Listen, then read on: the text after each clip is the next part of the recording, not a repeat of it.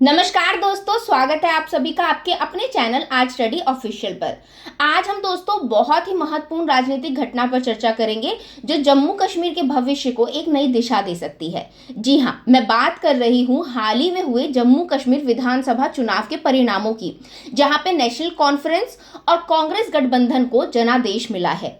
दोस्तों, इस गठबंधन की जीत के बाद उमर अब्दुल्ला प्रदेश के नए मुख्यमंत्री बनने जा रहे हैं। तो इस वीडियो में हम डिटेल से चर्चा करेंगे कि ये चुनावी परिणाम क्यों इंपॉर्टेंट है, उमर अब्दुल्ला की क्या भूमिका होगी और जम्मू कश्मीर के लिए आगे क्या संभावनाएं हैं। तो चलिए शुरू करते हैं। सबसे पहले बात करते हैं दोस्तों जम्मू कश्मीर के राज्य का दर्जा बहाल करने की मांग।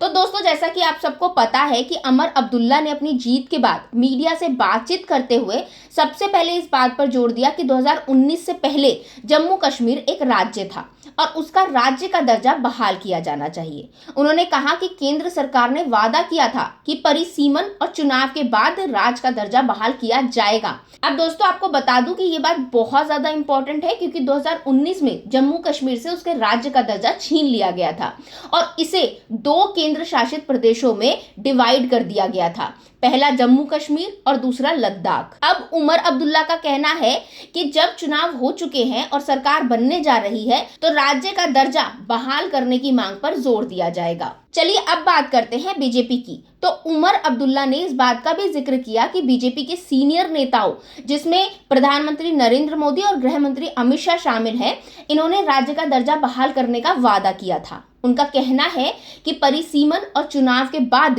राज्य का दर्जा दिया जाएगा। अब परिसीमन और चुनाव दोनों पूरे हो चुके हैं, लेकिन अभी भी राज्य का दर्जा बहाल होना बाकी है। उमर अब्दुल्ला ने उम्मीद जताई कि नई सरकार बनने के बाद कैबिनेट का पहला फैसला राज्य का दर्जा बहाल करने का प्रस्ताव पारित करना होगा और इसे पीएम मोदी को भेजा जाएगा। चलिए अब बात करते हैं उमर अब्दुल्ला की। तो दोस्तों, इस चुनाव में उमर अब्दुल्ला ने बडगाम और गंदेरल बल से चुनाव लड़ा और दोनों सीटों से जीत हासिल की। हालांकि उन्होंने स्पष्ट कर दिया है कि वे दोनों सीटें नहीं रख सकते और एक सीट को छोड़ना होगा। उन्होंने कहा कि वे अपने सहयोगियों से चर्चा करेंगे और जो फैसला लिया जाएगा उसके बारे में मीडिया को जानकारी देंगे। इससे अब ये साफ हो जाता है दोस्तों कि उमर अब्दुल्ला अपनी पार्टी और गठबंधन के साथ इस मुद्दे पर परामर्श कर रहे हैं ताकि सबके हितों का ध्यान रखा जा सके। दोस्तों, आपको बता दूं कि उमर अब्दुल्ला ने चुनावी जीत के बाद जम्मू कश्मीर की जनता को धन्यवाद किया और कहा कि पिछले कई वर्षों से जम्मू कश्मीर में लोकतंत्र को पनपने नहीं दिया गया था।